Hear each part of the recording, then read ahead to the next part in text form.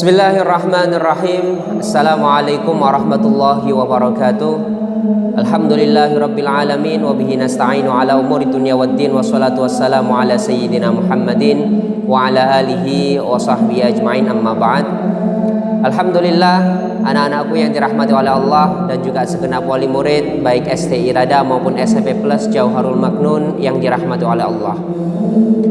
Pada sore hari ini seperti biasanya kita selalu berjumpa dan selalu membahas hal-hal yang bermanfaat, membahas tentang ilmu-ilmu yang baru yang harus kita pelajari bersama.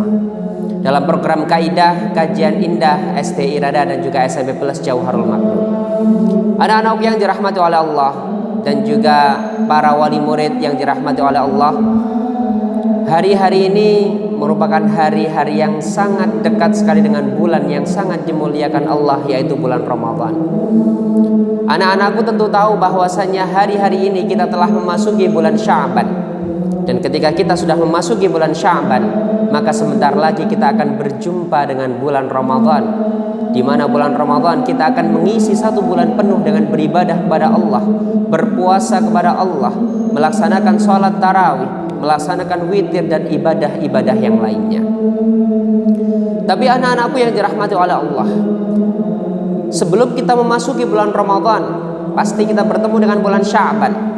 Dan bulan Sya'ban ini adalah salah satu bulan yang dimana Rasulullah Muhammad SAW selalu berdoa kepada Allah, yang mana doanya adalah Allahumma barik lana fi Rajaba wa Sya'bana wa ballighna Ramadan.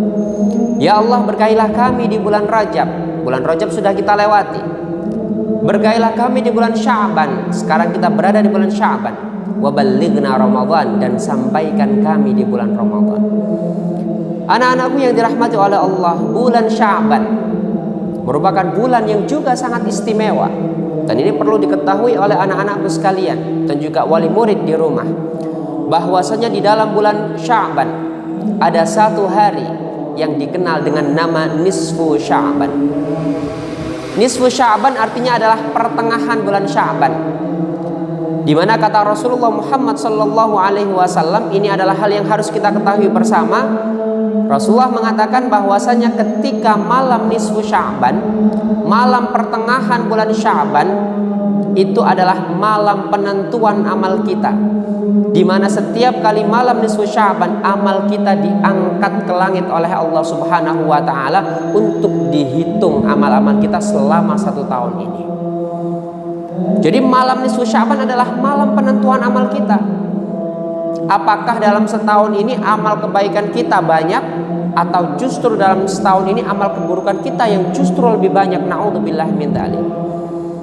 Maka dari itu anak-anakku yang dirahmati oleh Allah dan juga para wali murid yang ada di rumah, ketika malam nisfu Sya'ban, ketika amal kita diangkat oleh Allah Subhanahu wa taala ke atas langit, maka apa yang harus kita lakukan? Tentunya ketika malam nisfu Sya'ban, ketika amal kita diangkat oleh Allah Subhanahu wa taala, maka kita perlu mengisi malam nisfu Sya'ban ini dengan amal-amal kebaikan. Kita isi dengan ibadah-ibadah yang mulia.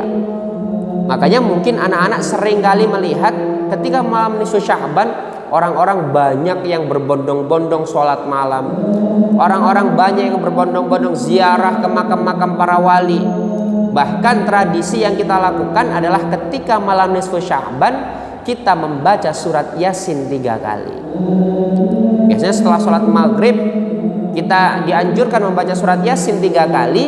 Yasin yang pertama kita niatkan kita meminta umur panjang kepada Allah Subhanahu wa taala. Itu Yasin yang pertama.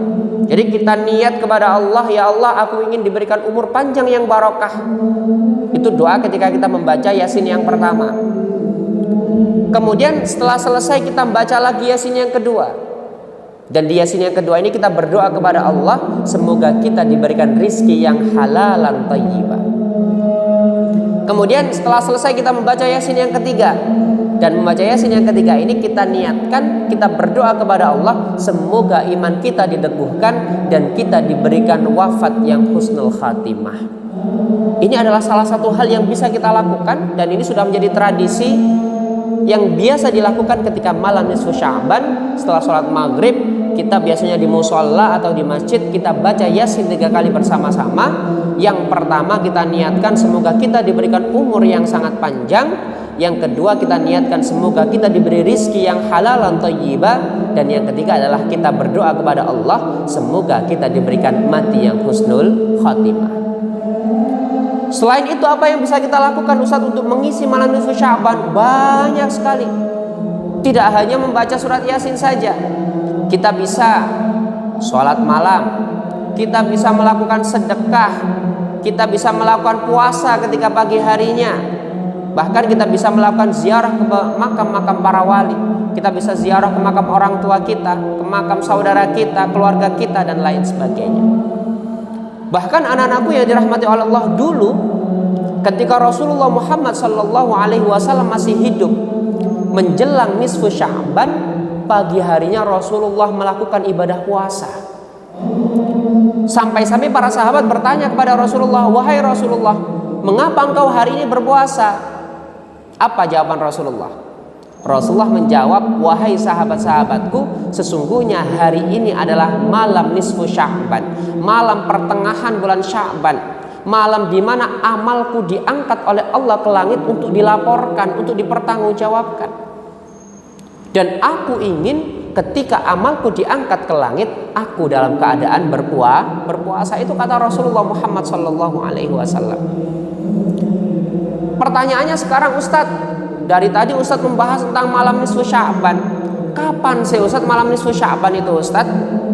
Malam nisfu Sya'ban untuk tahun ini akan jatuh pada hari Sabtu besok. Malam Minggu ini bertepatan dengan malam nisfu Sya'ban.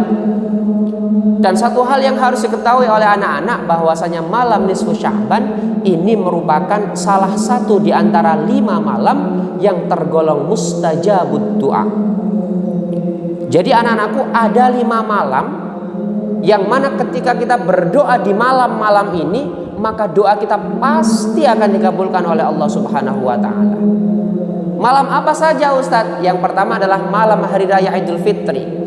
Jadi ketika malam hari raya Idul Fitri kita berdoa kepada Allah, insya Allah doa kita pasti akan dikabulkan oleh Allah. Kemudian yang kedua adalah malam Idul Adha. Sama, ketika malam Idul Adha, besoknya Idul Adha, malamnya kita berdoa, insya Allah doa kita pasti akan dikabulkan oleh Allah. Kemudian yang ketiga adalah malam hari Asyura. Malam hari Asyura ini malam 10 Muharram. Ketika kita berdoa kepada Allah, insya Allah doa kita pasti akan dikabulkan oleh Allah. Yang keempat adalah malam Lailatul Qadar, di malam yang sangat mulia di bulan Ramadan.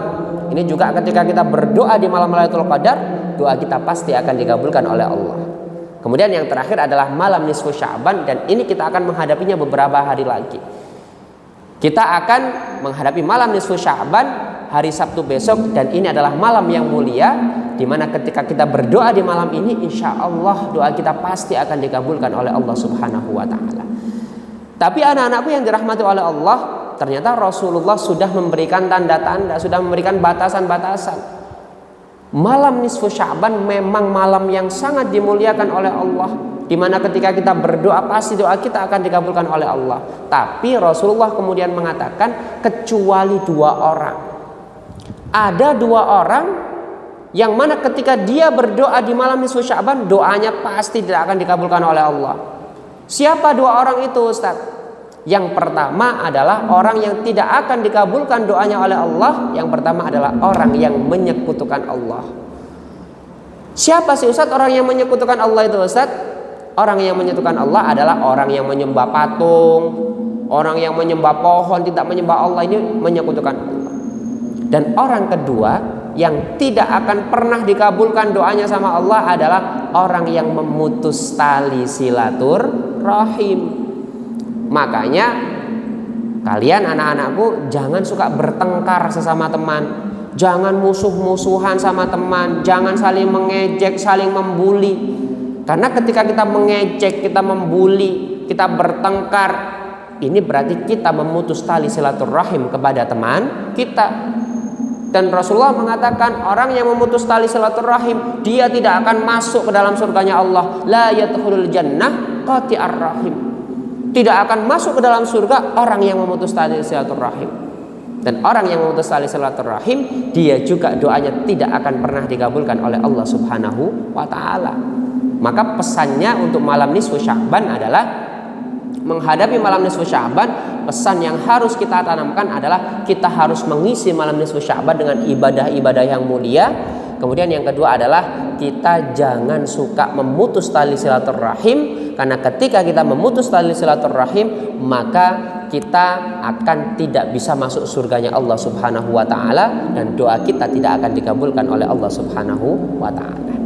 Baiklah anak-anakku yang dirahmati oleh Allah dan juga segenap wali murid yang dirahmati oleh Allah, mungkin ini yang bisa disampaikan oleh Ustadz. Semoga ada guna dan manfaatnya, dan semoga melalui video ini kita bisa mengisi malam nisfu Sya'ban dengan ibadah-ibadah yang mulia, sehingga kita ketika amal kita diangkat ke langit oleh Allah Subhanahu wa taala, kita dalam keadaan berbuat baik, kita dalam keadaan beribadah kepada Allah Subhanahu wa taala. Cukup sekian dari Ustadz mohon maaf apabila ada kesalahan. Ustadz akhiri itu. Wassalamualaikum warahmatullahi wabarakatuh.